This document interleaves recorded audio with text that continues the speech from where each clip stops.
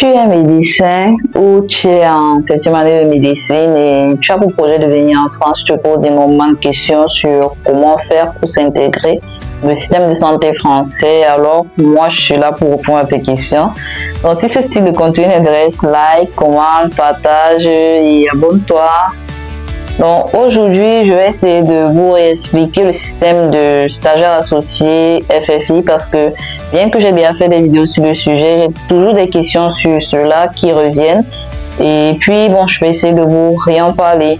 Donc, comme j'avais dit dans le passé, un stagiaire associé est un médecin diplômé hors Union européenne. C'est que la première étape pour être stagiaire associé, c'est d'obtenir son diplôme de doctorat en médecine. Donc, il faut soutenir sa thèse de doctorat en médecine. Maintenant, un point que j'aimerais préciser, c'est que tu n'as pas forcément besoin d'obtenir le diplôme en lui-même. Dès que tu as ton attestation de diplôme, tu peux postuler avec cela et ça passe bien.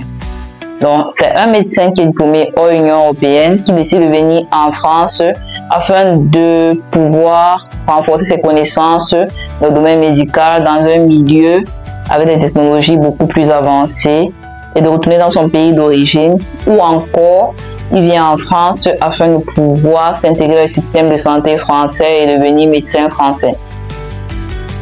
Donc, en tant que médecin, je peux venir en France comme stagiaire associé et puis composer les EVC qui sont les épreuves de vérification de connaissances.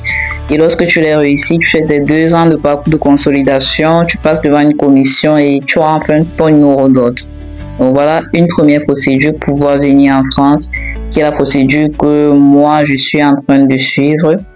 Donc j'ai une question qui me demandait s'il y a une limite d'âge pour venir en tant que stagiaire associé. Je ne pense pas parce que j'ai déjà vu des stagiaires associés de ma génération, c'est-à-dire qui sont venus à moins de 25 ans, ou j'ai vu des stagiaires associés qui avaient plus de la quarantaine.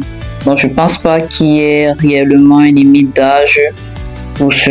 Une question qui revient fréquemment, c'est qu'est-ce qu'il faut fournir pour être stagiaire associé? Il suffit juste de rédiger une belle lettre de motivation. Si tu n'as pas encore regardé la vidéo que j'ai faite sur la lettre de motivation qui t'aidera à obtenir ton poste de stagiaire associé, je t'invite à retourner la regarder. Cette lettre est vraiment concise et je te donne les différents conseils qu'il faut, les différents conseils sur ce qu'il faut dire et ne pas dire dans ta lettre de motivation. Donc, va la regarder et reviens. En dehors de ta lettre de motivation, il faut un CV à jour. Tu envoies ces 2 documents par mail au chef de service et au directeur des affaires médicales. Lorsque tu envoies et qu'ils sont intéressés, ils vont te contacter, soit directement pour t'employer, ce qui n'est pas fréquent, ou pour te faire passer un entretien. Maintenant, pour l'entretien, il faut se préparer. J'ai déjà fait une vidéo qui explique en long et en large comment bien te préparer pour l'entretien, comment se déroule l'entretien, les astuces, les différentes réponses que tu dois donner, les différentes questions que tu dois poser pour pouvoir intéresser l'employeur. Donc, si tu n'as pas encore regardé celle-là aussi, va regarder. Donc, lorsque tu passes l'entretien et que tout est OK, ils vont te demander d'envoyer les différents documents qu'il faut pour t'établir ce qu'on appelle une convention de stage. La convention de stage, c'est comme une convention entre 2 hôpitaux, l'hôpital où tu travailles actuellement et l'hôpital où tu vas aller en France. Cette convention sera signée par toi, par le chef de service de l'hôpital où tu vas en France et par un directeur ou un chef de service où tu es. Après avoir signé la convention, après que tu aies envoyé tous les documents qu'il faut, ils vont envoyer cela au ministère de Santé afin que tu aies l'autorisation, une autorisation, j'oublie le nom, si je vous rappelle, je vous enverrai le nom. Il faudrait que tu aies cette autorisation et c'est avec tous ces papiers que toi, tu demandes le visa dans ton pays d'origine. Tu fais la procédure pour le visa, ils te donnent un rendez-vous, tu y vas et puis lorsqu'on t'accorde le visa, tu peux juste payer ton billet d'avion et tu te rends en France et tu es enfin en France. C'est tout simple, c'est pas compliqué dit comme cela, mais croyez-moi, c'est une procédure qui est assez longue parce que, comme vous pouvez l'imaginer, vous n'êtes pas seul à vouloir venir en France.